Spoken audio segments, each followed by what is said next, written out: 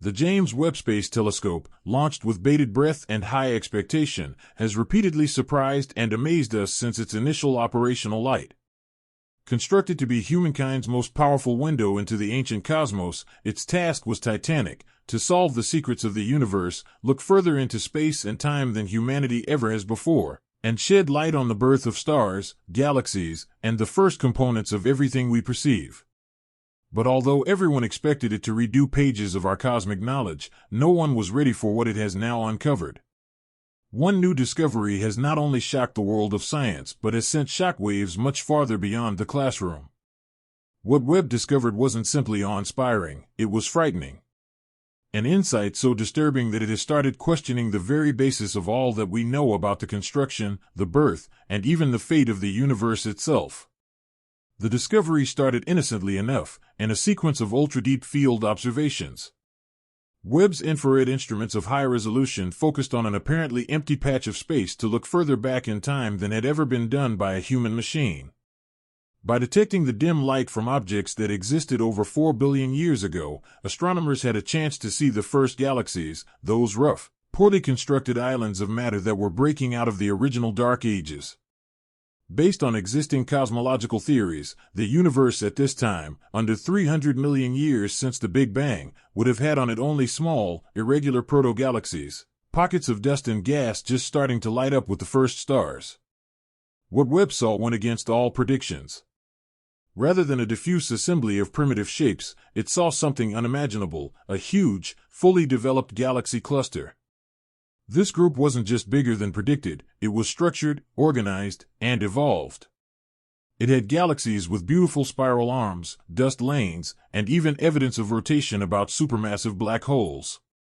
Short version, it looked like galactic configurations that, given existing models, shouldn't appear for at least another billion years. Scientists were, let's say, shocked.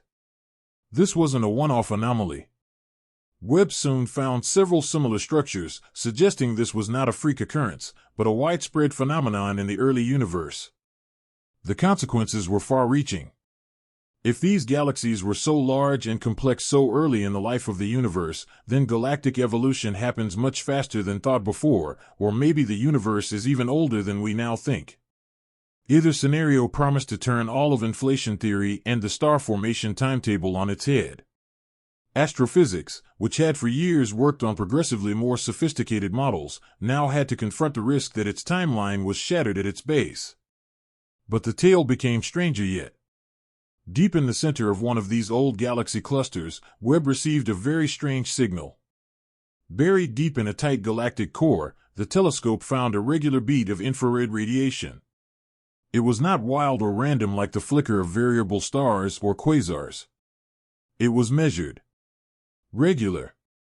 Precise. The pulses appeared at scheduled intervals that defied the natural fluctuations, implying that some mechanism was operating in the unknown. Initially, the pulse was considered an exotic astrophysical source, maybe a new type of pulsar or innovative model of spinning black hole accretion disk. But none of these possibilities stood up to examination. The frequency was too stable, the modulation too intricate, and the energy signature too idiosyncratic. Speculation ran rampant. Some murmured of man-made beginnings. While summarily debunked in official statements, in private, a question hung: was this signal natural, or had it been designed? Intelligent engineering on a cosmic scale, so soon in the history of the universe, was too heretical for many to acknowledge openly. But the data nudged scientists toward uncomfortable explanations. Webb's group began a second look at the area with greater sensitivity and specificity. What they found next compounded the enigma to a disturbing extent. The flashing beacon came from inside a void. Not an empty area, but a perfect one. The region around it lacked stars, dust, and matter, yet geometrically uniform, stretching hundreds of light years with near-surgical accuracy. Its boundaries were not ragged or warped by gravity. They were straight, clean, mathematically precise. It was as if a sphere of existence had been carved out of the early universe, leaving behind a perfectly empty cavity. There is no natural process known that could create such a structure. Gravity does not chisel vacancies with precision. Expansion does not cut symmetry. The space was not a lack, it was a removal. And at the core, the throb persisted, constant, as though it beat from the very heart of something that had no business being there. More examination of the light surrounding the void produced even more horrific details. Spectral scans indicated anomalies in the wavelengths, patterns and shifts that didn't fit any cosmic process on record. These variances were not random. They were structured. They matched known mathematical constants, including pi and the golden ratio. More ominously, some of the light waves imitated geometric forms used in theories of advanced physics, including quantum field theories and higher-dimensional string theory. As if the light itself was carrying a message constructed not in language, but in the language of the cosmos. Theorists started offering daring possibilities. Was it a vestige of a universe prior to ours? Some echo of an earlier cycle of the cosmos, bleeding across the edges of time into our own era? Or was it a prison, a specially designed containment field suppressing an object, force, or entity too hazardous to liberate? Still more ominous was what occurred next. The pulse started to alter. What was a stable, rhythmic beacon suddenly changed. Its frequency altered subtly, then quickly. New bands of radiation appeared, charting across the electromagnetic spectrum. The signal started displaying what scientists termed frequency adaptation, an intricate modulation that suggested response, or maybe even communication. It wasn't noise, it had pattern. And worse, it appeared to be speeding up. By this time, theoretical physics had become metaphysics. The theory that this pulse constituted some sort of intelligence, cosmic, not biological, picked up steam in the outside the mainstream academy. A few thought that this pulse was not a signal, but a warning. Others posited that perhaps it was a call for connection, emitted eons ago by an ancient civilization, now just reaching us. The most chilling hypothesis was that the pulse had never been intended to be discovered. That in looking at it, we had awakened something. Turned it on. This created a bout of hysterical cross-observations. Other telescopes started scouring old records, searching for such absences and anomalous pulses. And they started turning up. Not in large numbers, but enough. One within the vicinity of the Andromeda Galaxy. Another in the farthest ends of the Virgo supercluster.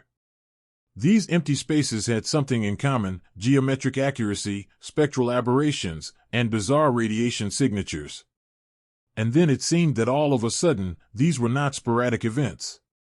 They were manifestations of some greater process. A network? A mechanism? A cosmic system of unpredictable purpose? A few cosmologists started disputing that such anomalies were not proof of chaos, but of design.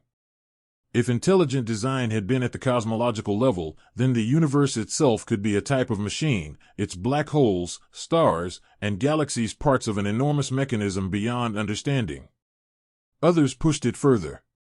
They suggested that the emptiness was memory banks, time capsules, or even a restart switch, created to store information or trigger processes throughout the lifetime of a universe. The implications for philosophy were enormous. The age-old question, "Are we alone?" was instantaneously rephrased. Not only could we not be alone, but we could be the latecomers to a universe designed long ago by minds so ancient, so immense, that their leftovers now confront us as physics itself. Religious leaders had something to say. Some claimed Webb's find as proof of the divine. Others insisted it was heresy. Psychologists documented an outburst of existential fear in groups to which the news was relayed. And still, the signal flashed on. NASA, ESA, and other space agencies remained reticent about complete revelation. Leaks occurred, though. There were documents that mentioned non-natural causation, early cosmological intervention, and unidentified entities of unknown origin.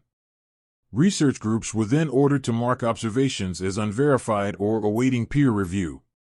But among the researchers working through the raw data, there was little skepticism. Something was seriously amiss, or seriously afoot, with what Webb had discovered.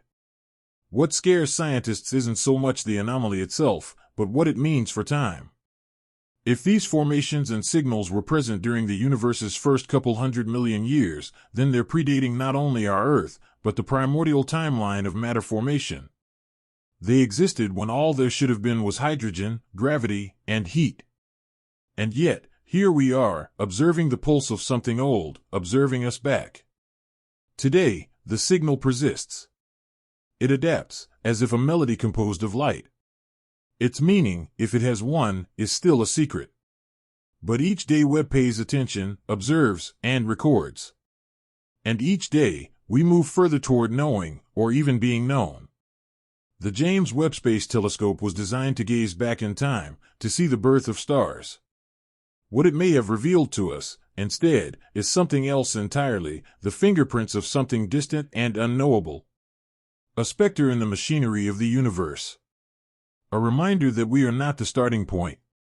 Maybe we are the remnants.